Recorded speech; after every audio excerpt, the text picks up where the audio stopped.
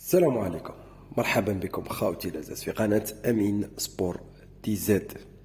ديما كشف الحقائق، ديما ضد الحركة وضد الناس اللي تكره المنتخب الوطني الجزائري وتحب الأشخاص على المنتخب الوطني الجزائري. هذه القناة يشاهدوا فينا عندنا أكثر من 67 ألف متابع، دايرين فينا كونفيونس، دايرين فينا ثقة باه نكشفوا الحقائق. نتكلم بدون عاطفة. الآن عندها 24 ساعة من اللي فات المقابلة، نجو ونتكلموا على الحقائق المرة. هناك خيانة داخل المنتخب الوطني الجزائري من طرف اللاعبين، وأتحمل ما أقول وبالأدلة، بالأدلة الحية، أنه هناك خيانة داخل المنتخب الوطني الجزائري وخيانة لبيتكوفيتش. قاعد تستناو باش نقول لكم نغيز هو الخائن الأكبر؟ أنا ما نقولهاش. بيتكوفيتش إنسان واعي، خدم في ليزيكيب كبار، يفهم أو يعرف المساعدين تاعو، خدم معاهم 3 موا ولا 4 موا، على بالو بلي هذا كفاءة ولا. لو كان لقى نغيز ماهوش كفاءة، أقسم بالله ما يجيبو، أقسم بالله ما يخليه. الناس كاع راهي طايحه على نغيز، هو اللي ابعد يوسف بلالي، هو اللي ابعد محرز، هو اللي جايب سي صفي حسابات، وهو اللي يدير في التشكيله، وهو هذا كله خطا في خطا. نبيل نغيز يقوم في دوره هو فقط، الدور تاعو يقوم فيه هو فقط، لا زياده لا نقصان. وتحبوا ولا تكره نبيل نغيز كفاءه جزائريه، تبغوا ولا تكرهوا، تبغوا ولا تكرهوا. السيد خدم مع كوركوف، خدم في الدوري التونسي، خدم في الدوري الجزائري، حقق نتائج كما أخفق. لكن اللاعبين هناك تقريبا 4 لاعبين، ونعطيهم لكم بالأسماء. أولهم يوسف عطال، ماهوش يوسف عطال خاصة في الهدف الثاني، ماهيش كيما هاكيا. يوسف عطال ديجاجي بانو بالراس، حطيتها عند الجوار.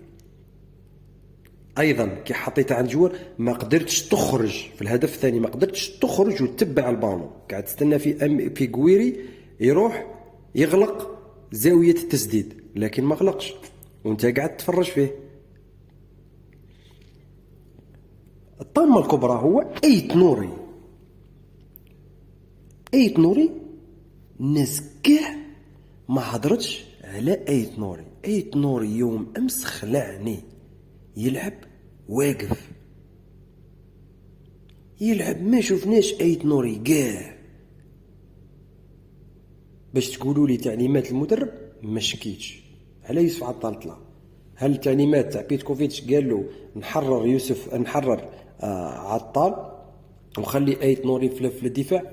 اكيد لا، ما ظنيتش. راك تلعب في ستادك، تحوس على 3 بوان، لاريير غوش يروح، لاريير دروا يروح، وعندنا بن طالب وزروق باه يديروا كوفيرتير على ايت نوري وعلى عطال، لكن ما شفناش ايت نوري.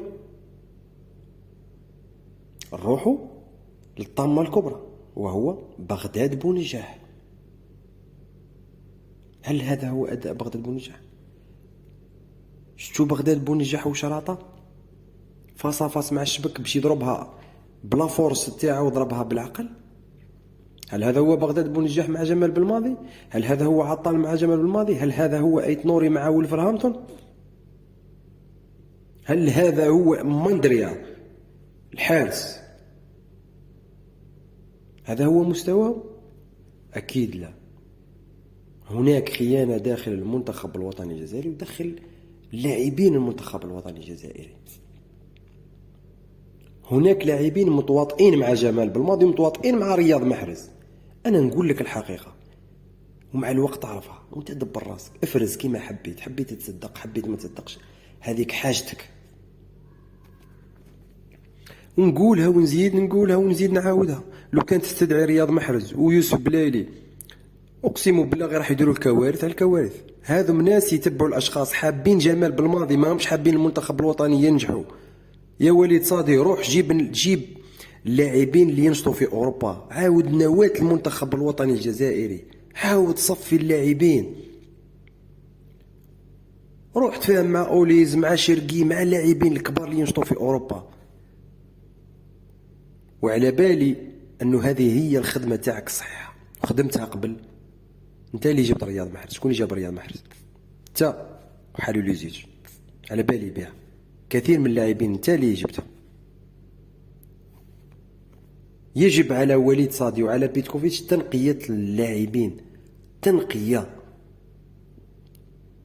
هناك لاعبين متواطئين مع جمال بالماضي وما يقدروش يخرجوا يقولوا هاكم الصحافة، ما يقدروش، يخافوا. لكن هذا هو الواقع، هذا هو الصح يا جماعة الخير. أقسم بالله ثم أقسم بالله ثم أقسم بالله، هناك شيء خفي داخل المنتخب الوطني الجزائري. الأداء تاع يوم أمس ماهوش هو هذاك، ماهوش عطال. أيت نوري يلعب واقف، أيت نوري شفناه مع لي كونتر ليفربول السيد أرنولد وما قدرلوش، يقدروا له مهابل تاع غينيا. هناك شيء ما على وليد صادي ضرب من الحديد.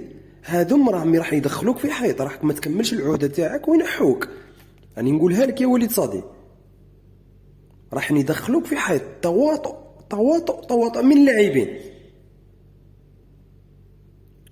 بيتكوفيتش عليه تغيير جذري في اللاعبين، حتى نخسروا مع اوغندا.